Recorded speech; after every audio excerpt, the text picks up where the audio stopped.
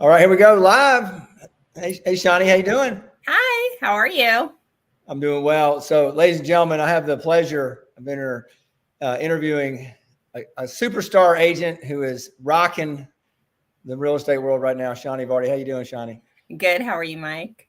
Good. Well, a little bit about you. You were born in Johannesburg, South Africa, correct? Yes, correct. And then you grew up in New York, Yep, later moving to Atlanta. correct. Okay. And you have an effective combination of Southern charm and Northeast tenacity that you implement with your clients. Your first priority is dedication, commitment, determination to your clients. You listen to your clients and you want to achieve the best outcome in every transaction and strive to ensure that the home buying and selling process is smooth, easy, and stress-free. Your clients can count on you.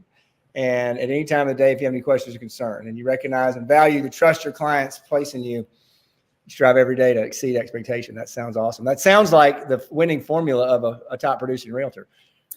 Yeah, I mean, I wrote the bio when I first got into real estate. My brokerage asked me to write up a bio. So I wasn't even selling real estate really when I wrote up the bio. I was, kind of new, and I was like, that's me. That was me before real estate, and that's me now that I'm in real estate. Customer service is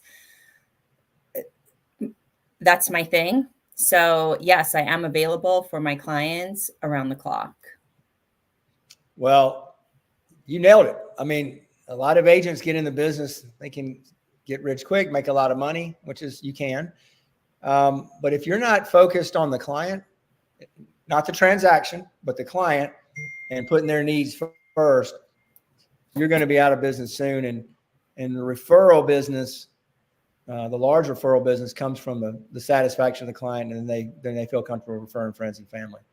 Absolutely. I mean, the clients are my goal, and it's been that way since day one. I mean, the first clients that I helped, I didn't realize what a good feeling it would be.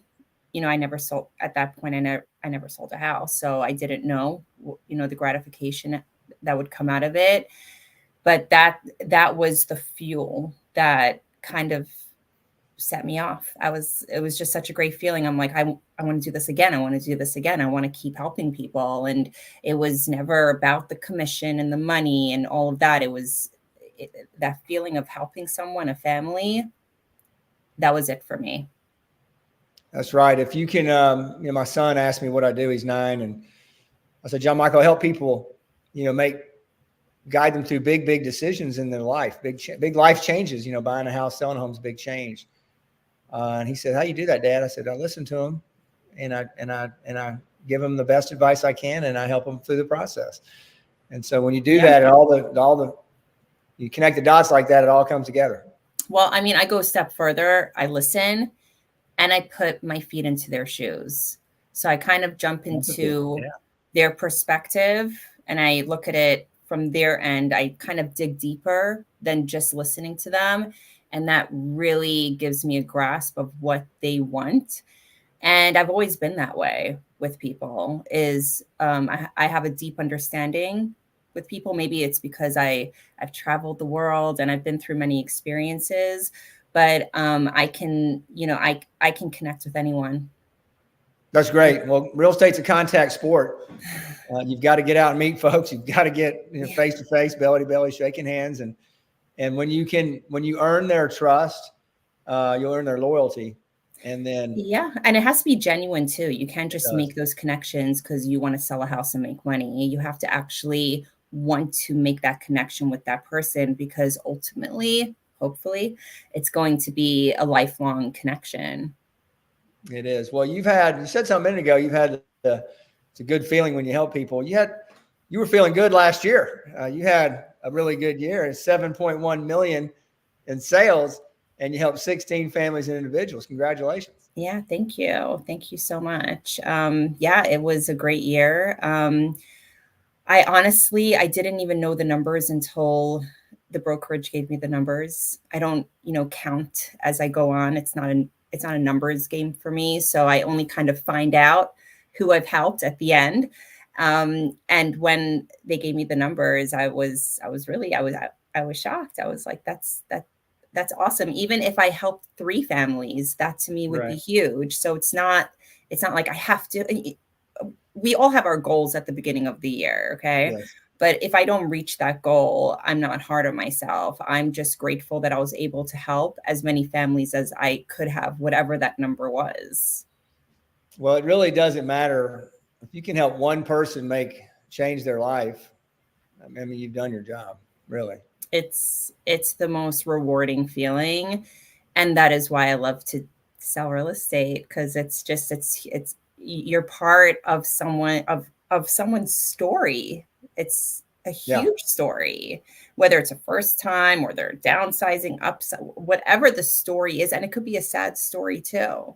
Yes. Not every real estate story is a happy story, and so you're part of that too, and it's a huge responsibility. I was kind of to piggyback off that. I have a past client, and they become good friends, husband and wife, and I've sold a few properties for them. I sold them a lot on Lake Lanier, and they tore it down and built a home. And they invited me and my family there several times, and we were finally able to make it this Christmas, my wife and I, for their Christmas party. And I walked in, and they had about 30, 40 people there. And I walked in, hugged the wife, and the husband came up and hugged me, and he said, and I was just shooting the breeze with him. And he looked at me and he got serious for a second, and he almost, I don't want to say he was crying, but he had this very sincere look in his face. And he said, I said, I love your home. It's beautiful. And he said, this is because of you. This is because of what you did for our family. This is because of all the work that you put in. And I, not that it felt good to get, that, but it wasn't about, hey, attaboy, like that. It was what you just said. I was part of that story and helped them. And there were some things happened. The transaction almost didn't happen. And looking around and seeing that room full of people, his friends and family and loved ones are all in that room in the house that he built because of something I could help him with. And so what you're saying is exactly right. And if more people would be in it for that reason, the real estate would be a much better place. I mean, when there's heart, there's success. Yeah. If you're not passionate about something that you're doing, you're just not going to be successful. You've got to have passion. Real estate is a long-term play, not just, career-wise, but, investment-wise. You don't just buy and sell houses every week. It's a long-term play. People hang on to them. They build a lot of memories in these homes. And then when they bring us in to help them sell it and find a new one, all those memories go with it.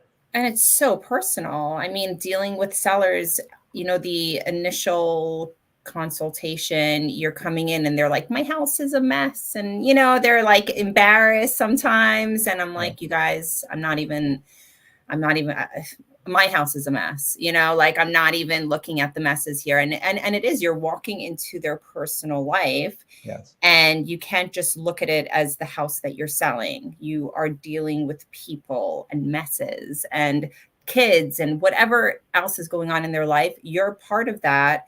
And I'll say it again, it's a huge responsibility. There's a lot of respect that people need to have for other people.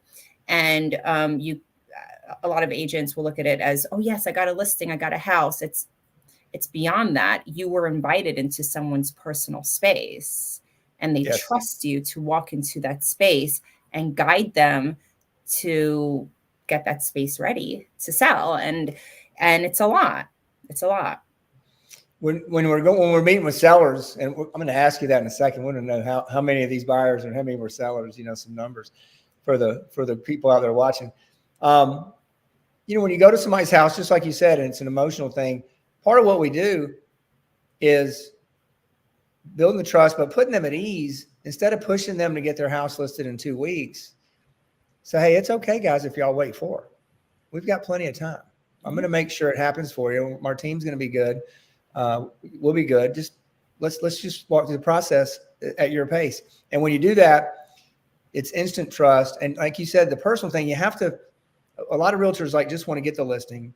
They just want to get the sale.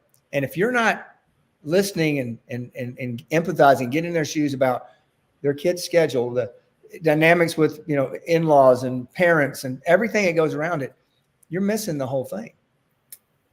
I mean, I think that both buyers and sellers, when they have someone giving them the step by step, it makes them feel more confident in the end goal. Because when you don't know what your next step is, and I'll speak for myself, if I don't know what's happening in the next hour or the next day, I start to get anxious. I need to have a schedule. I need to know what's happening. Of course, life happens and things, kind of fall out of the schedule, but that's how I treat the buyers and the sellers. I give them a step by step, and they have a schedule. They know, okay, this is what's happening tomorrow. This is what's happening next week. They feel really confident, and I think that's really important. Some people lose sight of that. They just kind of do their thing, but they don't tell the other party what's happening. Yeah. Well, I want to find out a few things about you that we don't know. Obviously, you are very passionate about real estate. It shows in the amount of people that you helped last year. So let's talk about that for a second. So 7.1 million. Now that volume changes, depending on price point in the year. It'll be same number. Next year will be more. It looks good. It sounds good. But the real number is the 16 families that you made an impact on. Yeah. And I want to hear, and everybody wants to hear, out of those 16 families and individuals, how were they mostly buyers? Were they mostly sellers? So primarily buyers. I should know this offhand. I think it was maybe 3 or 4 listings. Okay. I could be wrong, but yeah. When I started, it was really only buyers. I had 1 listing in my first year, and I nailed it. I'm just a person. I know exactly what needs to be done, and we went under contract super quick. It was incredible. It was a great experience. And yeah, and then the listings came and all of that, and a lot of listings came from the buyers. I would talk to a buyer and they would say, hey, I've got, I need to sell my house, or I've got an investment property, and it kind of rolled into that. But I love to work with both. I mean, I'm here for it. Buyers, sellers, I'm here to serve on whichever end it is. So what is this is a question that comes up all the time. New agents, agents that are just getting off the ground a year or two into it. Like, how do you find this business? Like, Shani, how did you acquire this business? Do you have leads coming in? Was it referral? I mean, how did you find all these people? So in my first year of real estate, so I'm with Method Real Estate Advisors, and they were giving me leads. So my first year, so they give you the leads, but then it's up to you on what you're going to do with them. It's all very well for a company to give you leads, but are you going to actually close them? What are you going to do with them? Yeah. So I found a lot of success in that. The first year I sold, and I should know this, I think, so the first year, my first house I sold was in the middle of the year. So I can't say the first year, this is what I sold. I would say the last 6 months of the first year I started real estate, I think I sold like 3.6 million. I believe that was maybe 9 families that I helped that year. And that was, me being a brand new agent. And then after that I started to build those connections. I didn't know at the time how important it was to build those connections. I didn't really quite grasp like the referrals. I was brand new, so I'm just learning everything. But naturally, I'm a people person. So all my clients became my friends, and, they started to refer me out. And as I progressed through the years, it is primarily referral business. And I work with a lot of agents that send me clients, out of state agents and, all of that. So I have a lot of, agent to agent relationships on the side of that. And, yeah, it's been amazing. It's been amazing. So you figured out that, you get a client. Well, first of all, let's talk about leads. A lot of people get on teams and join brokerages to get leads. and they get leads, and not all leads are great leads, but you have to take in it. You have to have grit and determination and some stick with it, and you've got to follow up on those leads. And they may not be ready now, they may not answer the phone now, but they will if you keep on staying in touch with it. Then you've got to convert it. Yeah. You got to turn them into a client. So you realize quickly you've got to learn how to convert. Sounds like. Then you realize, hey, once I've helped these folks, I've got to have a follow-up plan and become, their choice. And then you've also made what it sounds like you've also made great relationships with agents that are not in the state of Georgia who look at you to be their go-to when they have somebody come to Georgia. Is that right? Yes. And I didn't understand, again, when I first started, I didn't even look at agents. It was very transactional. I guess this is the agent that I'm dealing with in this transaction. And as I started to get deeper into real estate, I realized how important it is, just as important as buyers and sellers, to have good relationships with other agents and to talk to other agents. And if I'm showing a house and another agent comes and we kind of collide in our showing time, I don't just hand off the key or whatever it is. I talk. I'm like, hey, how are you? How's your day going? What's your name? Which brokerage are you from? I love to create those connections because who knows if I'm ever going to have do a deal with that agent who met me 2 years ago and remembers me because I started a conversation with them. Maybe that agent's having a horrible day. Maybe this is like the 50th home they've shown their client and I'm giving them the time of the day. It's these connections. I don't think people understand. The world thrives on connection. Do you know why solitary confinement is the worst punishment in the world? It's because being alone is the most painful thing that we can ever go through. And I thrive on connection. It's what keeps my blood pumping. I have to talk to people. Even if I'm at Publix, I'm talking to everyone there. That's right. Yeah. So which is an extremely strong trait to have in a successful real estate agent, being able to talk to just about anybody at any time. Yeah. My wife back to the all the leads and all of that. It was never scripted. I don't do scripts. Some brokerages and agents swear by the scripts, and I respect that. And if it works for them, that is all the power to them. But I do not do scripts. Talking to me, I'm just, I'm very organic. I just have this conversation. I just pick up the phone and talk to people. And I think when the other person answering, they don't know who I am, you literally have 30 seconds or less, 10 seconds, whatever it is, to get them to like you. And I always say that I don't sell real estate first. I first sell myself, because once you sell yourself and they trust you, the rest is easy. When I say easy, you know what I mean? Easy. Okay, we're going to go look at houses now, whatever it is. But I think the hardest part is getting that person to connect with you. Well, there's, I think only about 60 or 70,000 licensed agents in Atlanta Metro. So, and beyond. So there's a lot of agents out there. And I tell folks when I am at the table, because I work with predominantly listings, 99%. Right before we get going, I'm like, hey, I just want to thank you for the opportunity to be here with you. There's 70,000 agents in Atlanta, and I'm sitting at your kitchen table. And so I don't take that lightly, and I feel very blessed. And that's received very well, because there can be a little stigma with the public about realtors, because some people are real salesy and out to get, just get the sale. But then there's the handful of folks that are really about the client. And those people are the ones that have the bigger numbers. And it's not the great salesmen. They're just great with people. Yeah. That goes in every industry. With the medical industry, you have the best doctors and the best surgeons, and you have, the lawyers, who's going to be the best divorce attorney, who's that tiger, in every industry, you're going to have the ones that come out on top. Yeah. There's always going to be that.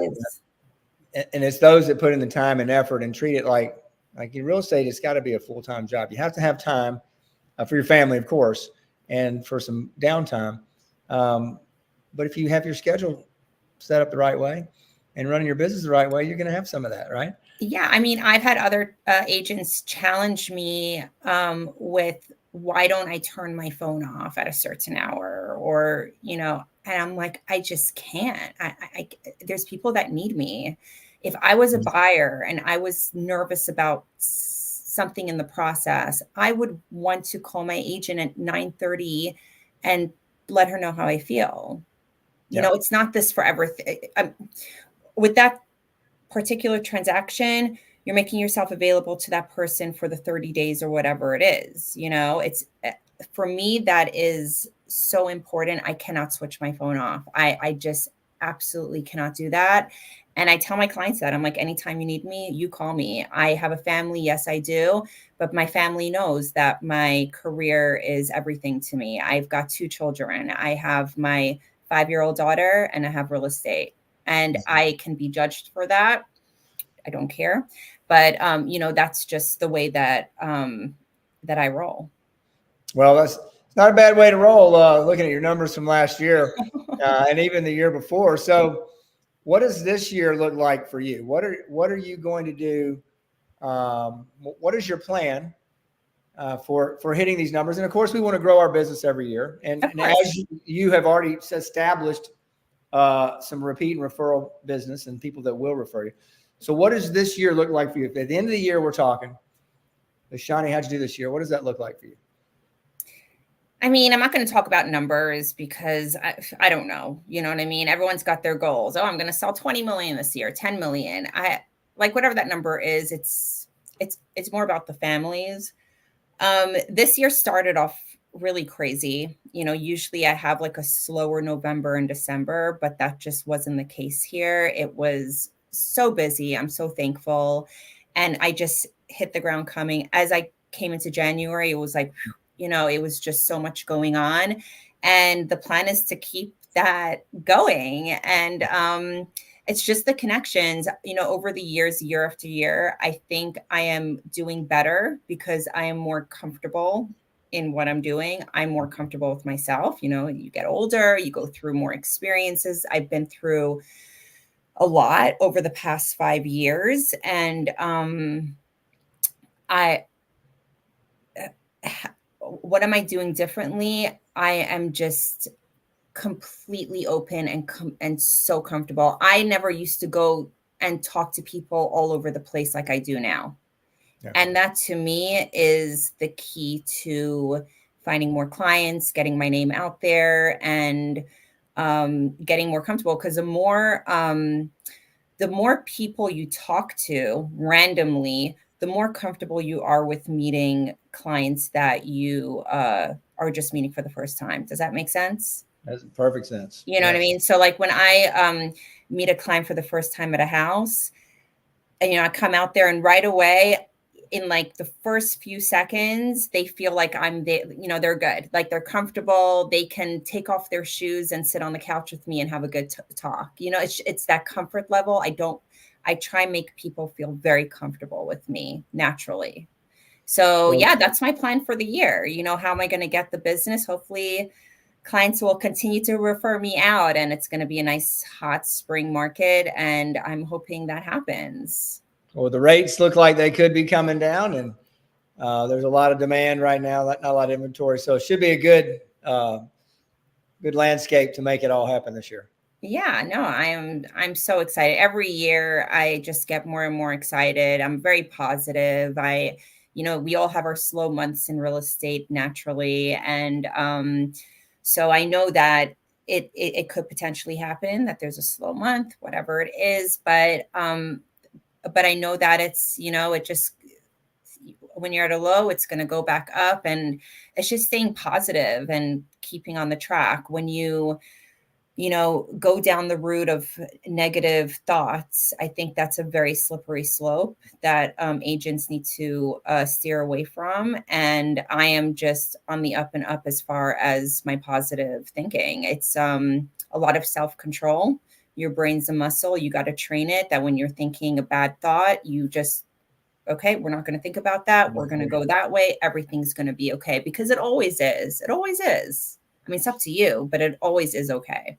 But don't sweat the small stuff. It's all small stuff. don't sweat the small stuff, Mike. That's really what it comes down to. And when when you're in the midst of a transaction and there's chaos and things are going wrong and this one and that one, you have to hold it together. You have to keep it together and, do what you're good at.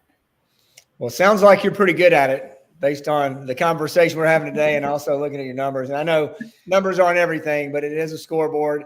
And there were 16 very fortunate families that had the opportunity to work with you this year. And I'm sure there's going to be many more this year. So, keep going, keep rocking. Can I bring you back at the end of next year or end of this year and beginning of next year? Absolutely. And see how you did again?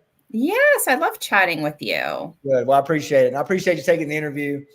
Ladies and gentlemen, Shani Vardy, Method Real Estate, 7.1 million, 16 families. She's going to do more than that this year because there's a lot of people wanting to work with someone like you. Thank you so much for having me, Mike. All right. You have a great day. You too. Let's keep in touch. Talk to you soon. Bye-bye.